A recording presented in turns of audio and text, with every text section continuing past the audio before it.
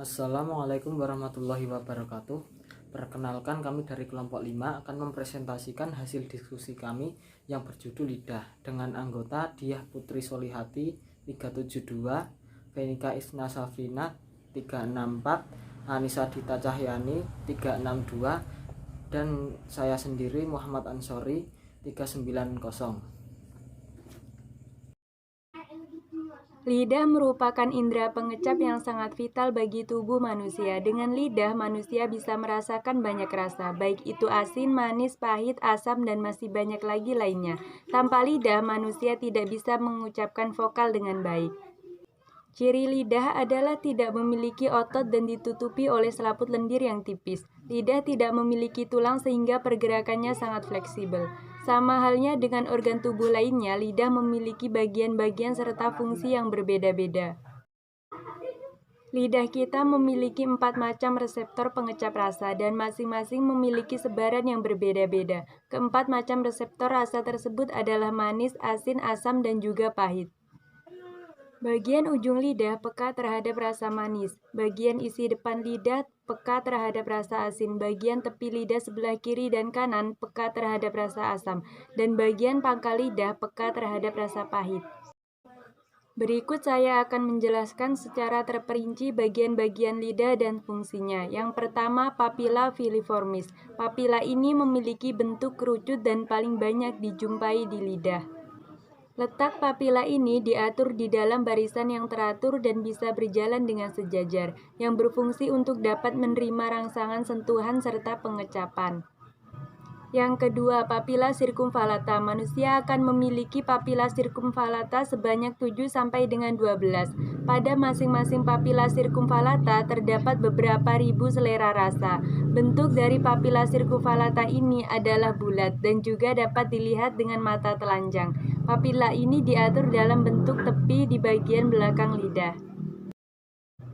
Yang keempat, sukrul terminalis. Sukrul terminalis memiliki bentuk seperti huruf V dan merupakan bagian lidah yang memisahkan anterior dan posterior lidah. Permukaan anterior terdiri atas pusat dan ujung lidah, sedangkan posterior terdiri atas akar lidah yang berkaitan dengan tulang hyoid dan saraf-saraf leuson pharyngeal.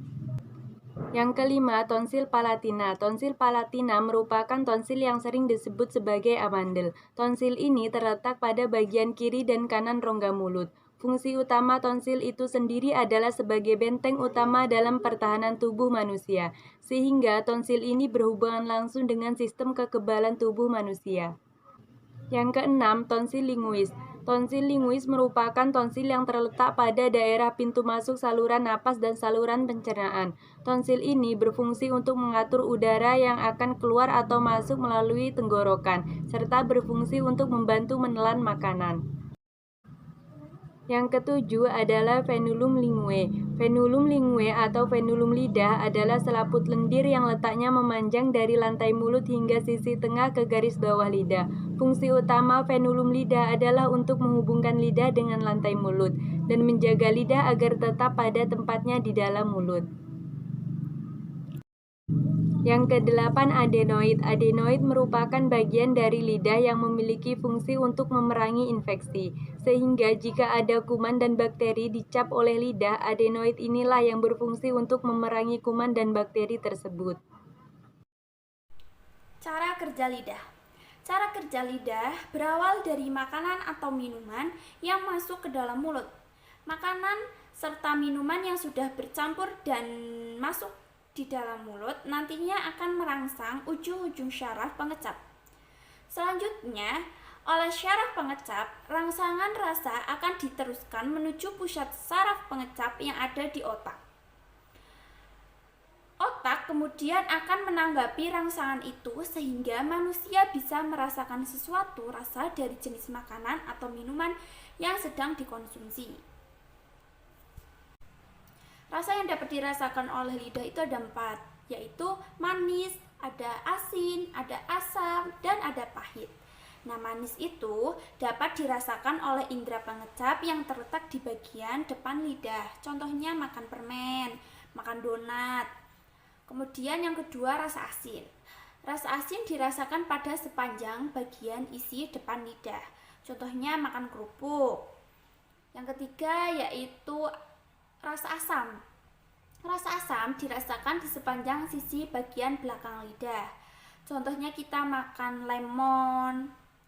Dan yang keempat yaitu rasa pahit. Rasa pahit dapat dirasakan oleh indera pengecap yang terletak di bagian belakang lidah. Contohnya kita makan pare. Berbagai macam gangguan dan penyakit pada lidah. 1. Sariawan. Sariawan adalah luka kecil di lidah atau dalam mulut. Sariawan terjadi karena kekurangan vitamin dan daya tahan tubuh lemah. 2. Kandidiasis mulut atau oral thrush. Kandidiasis mulut adalah penyakit lidah yang disebabkan oleh infeksi jamur. 3. Lichen planus. Penyakit ini akibat gangguan sistem kekebalan tubuh dan ditandai dengan munculnya bercak serta garis putih di lidah atau mulut. 4. Yaitu lidah geografik atau geografik tongu. Lidah geografik adalah kondisi ketika muncul bercak kemerahan dengan pinggiran berwarna putih. Penyebabnya belum diketahui. 5. Yaitu lidah pecah-pecah atau viscid tongu. Lidah pecah atau viscid tongu ditandai dengan terbentuknya celah di lidah sehingga lidah tampak retak. 6. Yaitu glossitis. Glossitis adalah peradangan pada lidah yang membuat lidah menjadi bengkak dan kemerahan. 7. Yaitu lidah terbakar atau burning mouth syndrome. Sensasi lidah perih atau terbakar seringkali dialami oleh wanita yang memasuki masa menopause. 8. Leukoplakia. Leukoplakia merupakan kondisi adanya bercak putih pada lidah. Cara mencegah penyakit pada lidah. Yang pertama, membersihkan lidah dengan pembersih khusus lidah. Membersihkan lidah dengan pembersih lidah dapat mengangkat bakteri dan sisa-sisa makanan yang menempel di lidah. Selain itu, alat ini juga mampu mengurangi senyawa sulfur yang sering menyebabkan bau mulut. Dan yang kedua, banyak minum air. Pentingnya minum air putih untuk kesehatan lidah, yaitu menetralkan asam yang dihasilkan oleh plak serta membersihkan sel-sel mati yang menumpuk di lidah dan gusi. Kemudian yang ketiga, berkumur dengan air garam. Berkumur dengan air garam dapat menetralkan bakteri yang jadi penyebab bau mulut akibat makanan. Garam bisa mengubah pH mulut sehingga menghambat produksi mikroorganisme bakteri yang menghambat napas bau. Dan yang keempat, jangan menggunakan perhiasan di lidah. Pada dasarnya, mulut seseorang sudah penuh dengan bakteri.